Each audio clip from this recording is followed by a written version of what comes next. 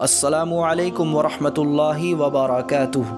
आज की वीडियो में हम आपको बताएंगे सोने से पहले की दुआ। नबी करीम सल्लल्लाहु अलैहि वसल्लम के पाकीज़ा और नूरानी तरीक़े में हम सब की 100% कामयाबी है और गैरों के तरीक़ों में 100% नाकामी है। ये बात हमारे दिलों की गहराइयों में उतर जाए। एक हदीस शरीफ का मफ़हूम है कि एक सुन्नत को ज़िंदा करने पर 100 शहीदों का सवाब अल्लाह तबारक व तआला अता फ़रमाते हैं। शहीदों की कीमत और मकाम इतना बड़ा है कि शहीद के खून का पहला कतरा ज़मीन पर गिरते ही अल्लाह ताला उसकी मग़फ़िरत फ़रमा देते हैं। बाकी जितने कतरे बाद में गिरते हैं अल्लाह ताला उसके दर्जे को बुलंद करते हैं।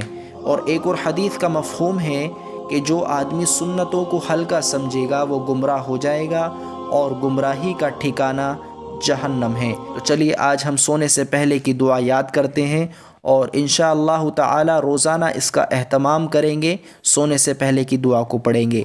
और सोने से पहले की दुआ क्या है?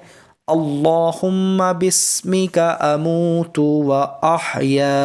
इसका तर्जुमा है, ए अल्लाह मैं तेरा नाम लेकर मरता और जीता हूँ। अगर आपको वीडियो पसंद आए तो वीडियो को लाइक शेयर करना ना भूलें। तो चलिए मिलते हैं एक नई वीडियो के साथ। अस्सलामु अलैकुम वरहमतुल्लाह।